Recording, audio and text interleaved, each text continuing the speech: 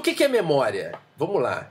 A gente pode, a partir desses aspectos, dizer que a memória ela pode ser subdividida em 4 etapas. Ela pode ser subdividida. A primeira etapa, que é a aquisição. Então, tudo aquilo que a gente interage com o meio, através dos sentidos, vão originar memória. Vão originar um registro no córtex cerebral, no cérebro. Então, não importa qual sentido vai ser, tátil, auditivo, visual, gustativo, não importa. A partir dos sentidos, nós vamos ter entrada de sinais no córtex, e a partir da entrada desses sinais, nós vamos ter o segundo ponto, que é a formação. A partir da entrada desses sinais, nós vamos ter a formação das memórias. Muito bem, essa formação vai depender de vários aspectos, que eu já vou citar mais lá na frente. Mas, claro, a formação é fundamental para que eu chegue ao terceiro ponto, que é uma vez que eu forme uma memória e eu consiga conservar essa memória. Então ela fique guardada em arquivos. Para quê? Para que eu possa, mais à frente, evocar, relembrar. Então, os 4 pontos são aquisição, e a aquisição eu traduzo para um português bem coloquial como o aprendizado. O aprendizado é essa aquisição. Então, nós somos aquilo que aprendemos, que formamos, que conservamos e que recordamos. Quer dizer, eu preciso evocar. Mas, como eu tinha dito lá no início, na mitologia grega, nós precisamos também esquecer. Claro que a função do esquecimento, ela perpassa muito da nossa capacidade de querer. Às vezes não queremos esquecer determinada coisa, mas esquecemos. Então, como é que o cérebro faz esse processo de esquecimento? Isso não é claro. Mas que nós com certeza somos aquilo que recordamos e esquecemos, isso de fato, e o esquecimento é fundamental. Também já vai ser, vamos conversar mais à frente um pouco sobre isso.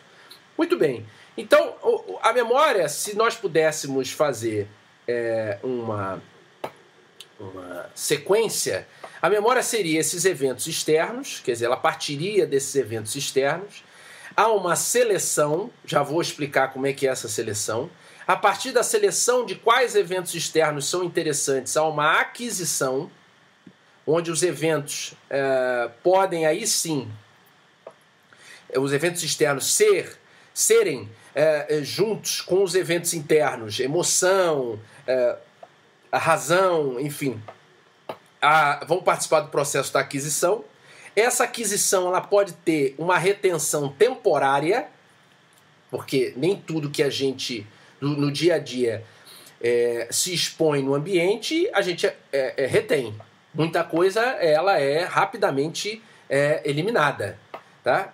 Mas se ela for retida, ela passa por um processo que pode ser de consolidar. Então eu vou consolidar aquele evento, e a partir dessa consolidação eu possa reter de forma duradoura ou não determinado evento. E se eu retive de forma duradoura, eu posso evocar esse evento e utilizar mais à frente. Quer dizer, isso vai gerar um aspecto comportamental, eu vou saber como agir em determinada situação, ou simplesmente isso é esquecido antes da consolidação ou pós a consolidação. Tá legal? Um ponto que eu já deixo claro aqui: as memórias elas precisam ser reforçadas. A memória é um dos mecanismos em que a função se faz pelo uso. Então, quanto mais eu uso, mais eu fortaleço aquela memória. Isso é importante. E menos eu esqueço. Mais facilmente eu evoco. Mais facilmente eu utilizo. Tá claro isso? Então vamos passar. Aqui eu tenho um caso muito clássico que eu gosto de conversar sobre, que é a história dos efeitos de determinados eventos patológicos sobre as memórias, tá? Isso é muito importante, porque eventos patológicos podem ocasionar distúrbios na memória. O caso em questão é o seguinte, o HM, tá? Ele foi um paciente, hoje a gente já conhece, ele já é falecido, é o Henry Mollison. Ele faleceu em 2008 com 82 anos, tá? Ele ficou conhecido pelas iniciais HM e ele era portador de epilepsia grave desde a adolescência dele, tá? Essa foto aqui foi tirada 20 anos antes de um procedimento cirúrgico, tá? Essa foto aqui que vocês estão vendo. O que acontece? Bom, ele tinha desde jovem uma epilepsia grave. Então ele sofria muito com as crises epiléticas. Durante um tempo foi prescrito para ele anticonvulsivantes, que conseguiram, de certa maneira, conter essa frequência e essas crises. O problema é que após um determinado momento, nenhum medicamento fazia mais efeito. E ele sofria muito, continuava sofrendo com essas crises. Então, o que se optou? Os neurologistas recomendaram uma cirurgia radical, que foi remover os focos epiléticos. Quer dizer, todo epilético ele tem focos que geram, ou um foco, ou diversos focos, que geram processos de excessiva excitabilidade neuronal que vão provocar as crises de epilepsia. Então a ideia foi a seguinte, bom, nós vamos fazer uma retirada cirúrgica dos focos epiléticos dele e para tratar o caso dele. Muito bem, o grande problema foi o seguinte, os focos epiléticos do HM, eles se localizavam no lobo temporal, na porção medial do lobo temporal, bilateralmente. Vocês podem ver aqui na figura A. E bilateralmente, olha aqui, ó. E aqui uma imagem de ressonância magnética mostrando aqui em cima, antes da cirurgia. Então, bilateralmente, era a região no lobo temporal em que ele tinha esses focos epiléticos. Muito bem, a cirurgia foi feita em 1953, tá? Quando ele tinha 27 anos de idade. Depois da cirurgia, observou-se o seguinte, bom, ele realmente tinha melhorado com relação ao quadro epilético. Só que observou-se um quadro que anteriormente não existia. Ele apresentou um grave distúrbio de memória. E principalmente, e caracteristicamente, melhor dizendo, de uma memória que a gente vai ver que é uma memória descritiva, episódica. Quer dizer, ele não conseguia, a partir da cirurgia, fazer novas memórias de episódio. Por exemplo, se ele tivesse ido numa festa de formatura, ele não conseguia se lembrar dessa festa de formatura. Tá? E a equipe médica examinou o HM e ele não se lembrava da operação, ele sempre relatava ter 27 anos de idade, ele não reconhecia os profissionais de saúde que o atendiam e era incapaz de fazer novas memórias declarativas após 1953. Mas ele lembrava-se de tudo anteriormente à cirurgia. Quer dizer, ele não tinha memórias imediatamente precedentes à cirurgia. Então ele tinha uma amnésia anterógrada total, quer dizer, ele não tinha memória após o procedimento cirúrgico e tinha um processo associado de amnésia retrógrada parcial. Então olha aqui, ele tinha amnésia anterógrada total, amnésia anterógrada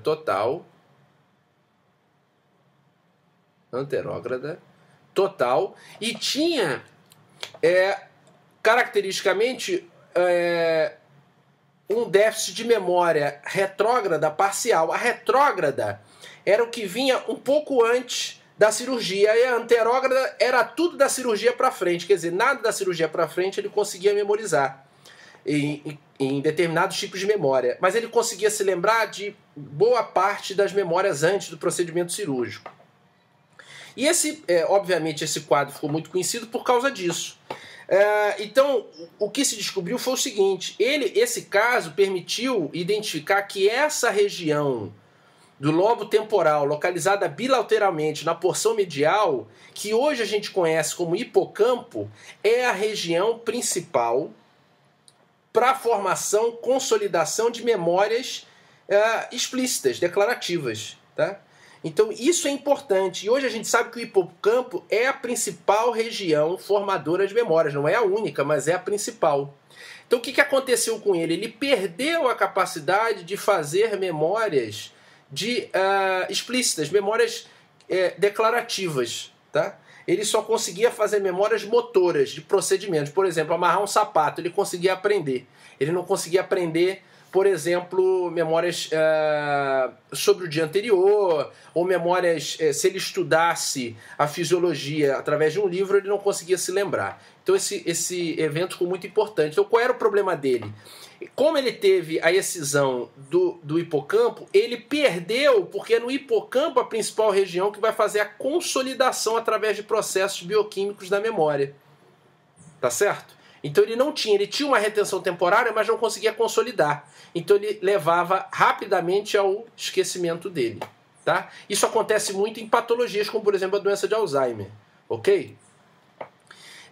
Esse procedimento, esse processo, então, a partir do conhecimento que há uma região específica de consolidação, de formação das memórias, levou a estudos mais avançados dentro dos subtipos de memória, como é que podiam ser realizados esses procedimentos, como é que eram feitos, como é que a gente poderia entender como é que se adquiria o aprendizado, a partir de como a gente tinha esse aprendizado.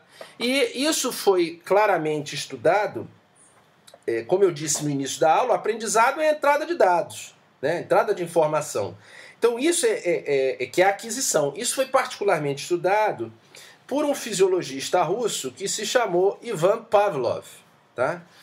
O que o Pavlov estudou? E o que é importante em torno desse aprendizado? Bom, tudo então que a gente adquire de nova informação, elas são retidas na memória e isso é conhecido como aprendizado. Tá? Mas, e a partir daí o cérebro vai decidir se arquiva aquela informação ou descarta aquela informação. Muito bem. Então a aprendizagem ela pode ser vista como um conjunto de comportamentos que vão viabilizar processos neurobiológicos, neuropsicológicos de memória, tá certo? Muito bem. Todos os animais têm capacidade de aprender, tá? Isso é importante. Só que nós temos uma subdivisão de memória que ela pode ser uma memória associativa ou não associativa. Então a aprendizagem ela pode ser associativa ou não associativa. Tá? Vamos dar um exemplo antes do estudo do Pavlov. Por exemplo, vocês estão em casa sozinhos de noite e aí escutam um barulho um barulho na janela, tá? na janela do quarto. E aí aquele barulho de primeiro momento leva um susto. Só que aí vocês vão observar que nada mais é do que um inseto batendo as asas na janela. Tá? Então aquele barulho que deu um susto, que te levou a ficar alerta, nada mais é do que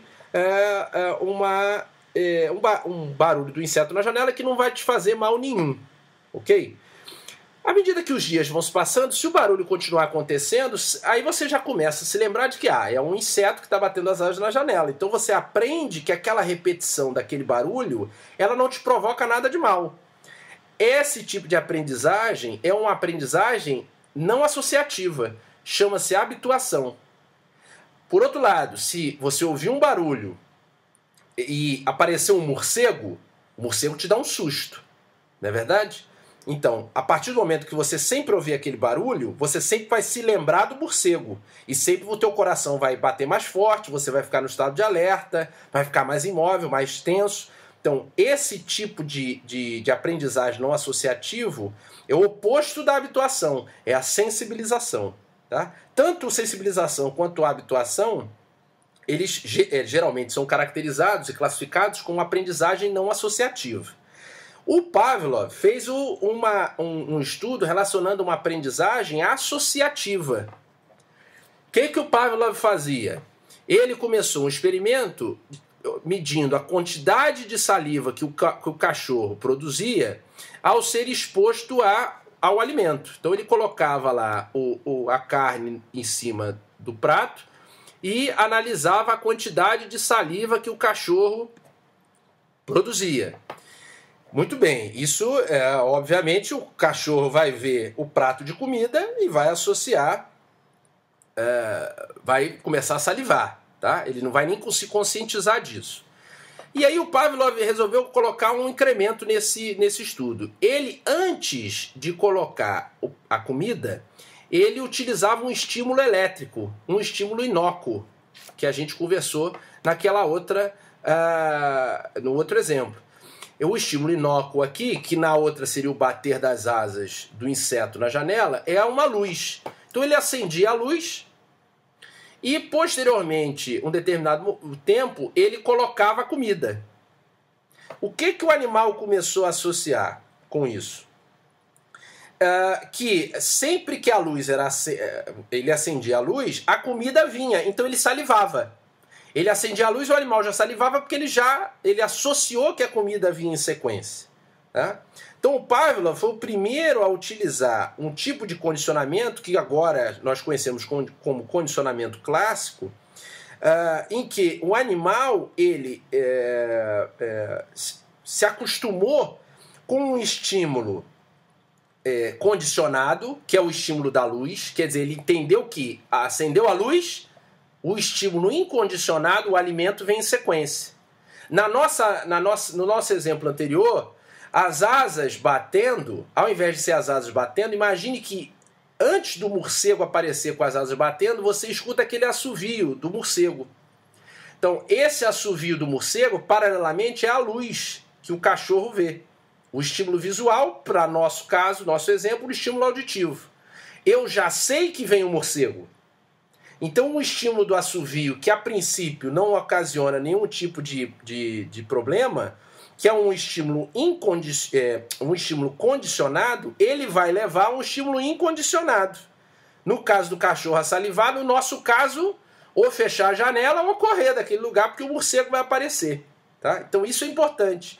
Ele observou que a aprendizagem associativa ela é marcadamente caracterizada por um estímulo incondicionado com um estímulo condicionado. Um outro estudo foi realizado que é o condicionamento operante. O que é o condicionamento operante? Ou instrumental, em alguns livros vocês vão ler como instrumental. É a associação entre um estímulo e uma determinada resposta.